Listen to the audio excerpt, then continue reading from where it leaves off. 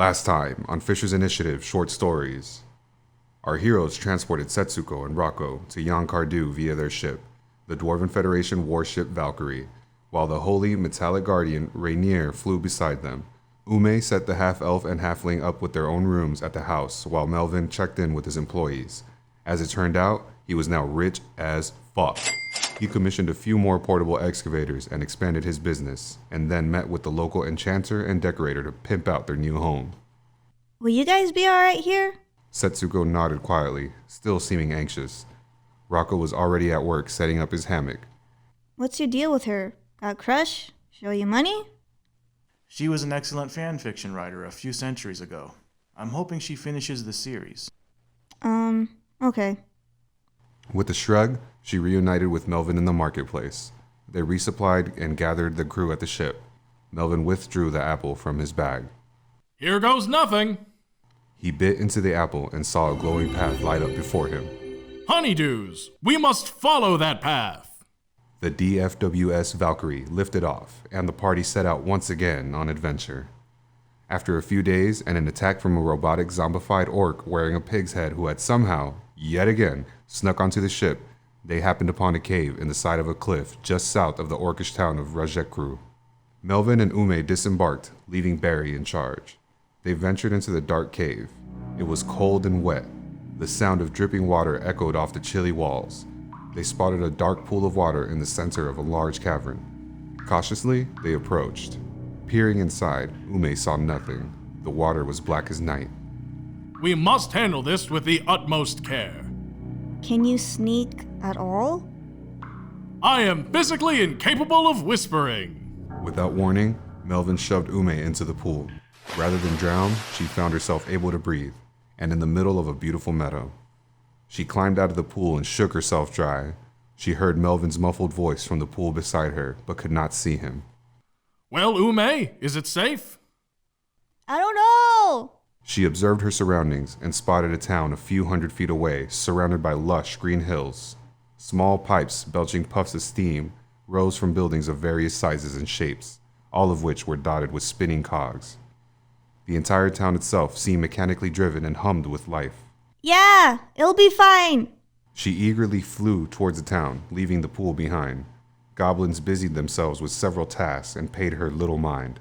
She wandered into a park and spotted a large sunflower statue. Its leaves were bent forward as though they were arms, and it was holding a small pipe.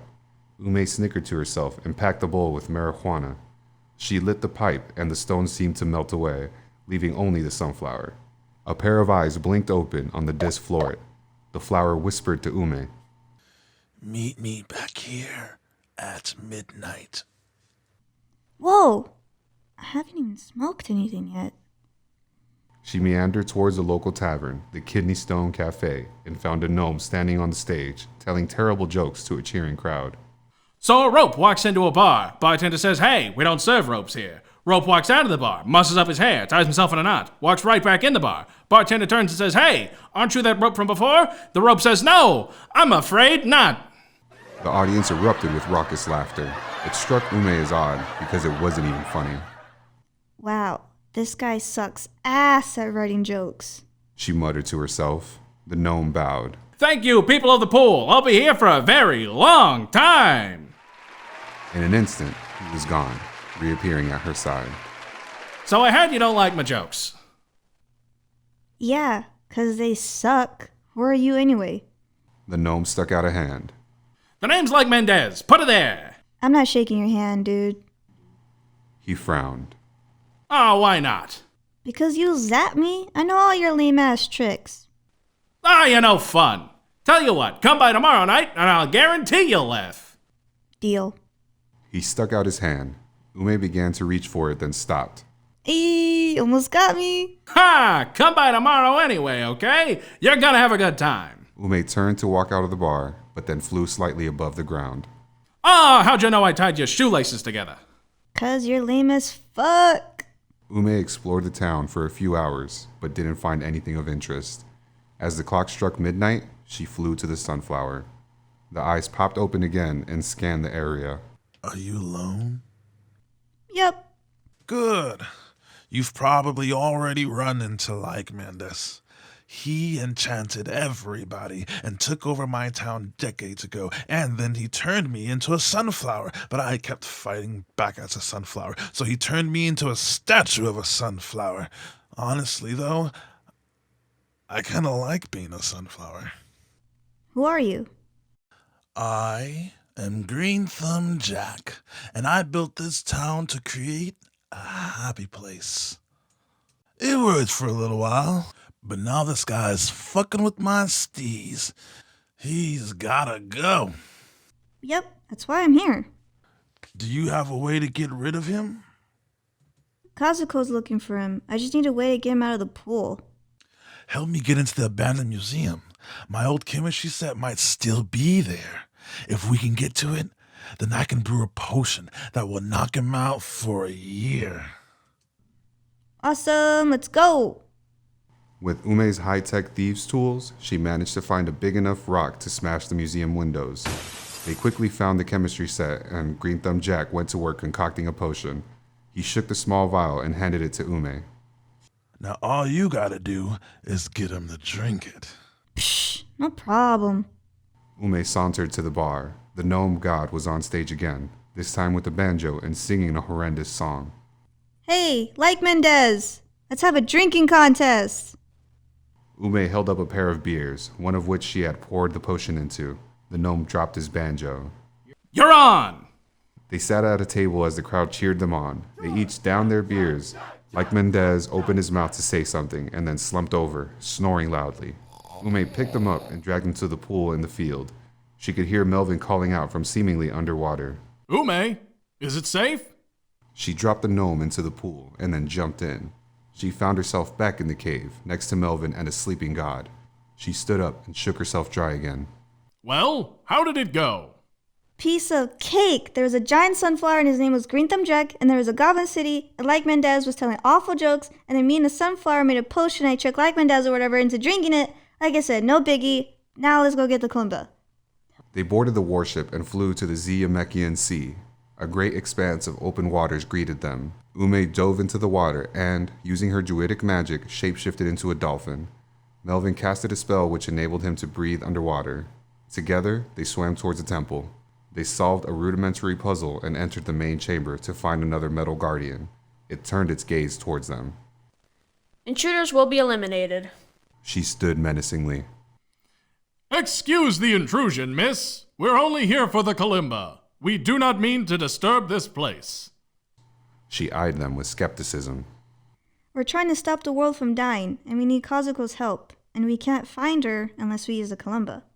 Sensing their words to be true, the guardian bowed.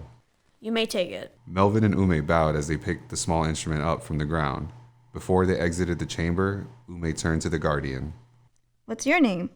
Everest. So you've been stuck down here the whole time? Yes, Why are you so loyal to Izarbi? it's my job. But why though? Don't you get bored being down here? The guardian looked thoughtful for a moment. You know what? You're right. I'm leaving. Flame erupted from the bottom of her feet as she blasted through the ceiling. Water came crashing in. Not wanting the holy relics to be left unguarded, Melvin and Ume scrambled to collect them. An iron, a live chicken, and a broken glass bottle. They escaped from the temple and surfaced just in time to see the guardian disappear into the distance. They boarded the Valkyrie and disembarked, heading back to Jan Cardu to find a safe place to store the artifacts. And now we must find this Commander Brenna. Yep, she's supposed to be on a small farm next to Cristofori. Mangoes! We passed through that town not too long ago. Oh my god, we're going in circles! Calm down, Ume. Many good things come in circles. Such as cookies. And...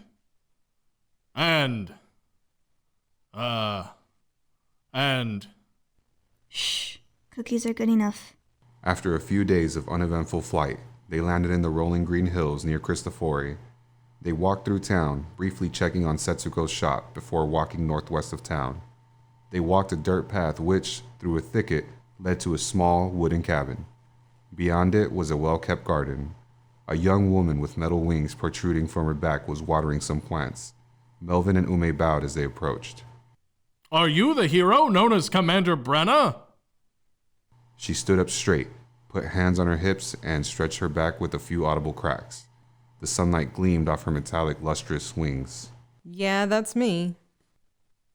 Excellent! We need your help. Not interested. She turned to her plants and continued watering them. But the world is in jeopardy! Pretty sure you guys got this. The culprits are the wages of sin. Will that not make you heed our call? Nope. Do you not want revenge for Haven? Nah, revenge doesn't change anything. Then what if Dervius wins? Your plants will stop growing. Guess I'll have a dirt farm then. Exasperated, Melvin spun on his heels and stormed off in the direction of Cristofori. Come, Ume, we are wasting our time here. Somberly, Ume took flight and drifted slowly away. She paused and then turned to Brenna. I get that you had a bad life, and I know what it feels like to want to throw in the towel. And yeah, the bad guys might win someday, but isn't our job to try to stop that? Shouldn't we fight? If not for ourselves, then for the people who can't. After a second or two, Ume buzzed in the direction of Melvin. Under her breath, Brenna murmured. For the people who can't. The half-angel set down her watering can. Hold up, guys. Melvin and Ume stopped in their tracks and traded excited looks. So, you will lend us your aid? Brenna nodded.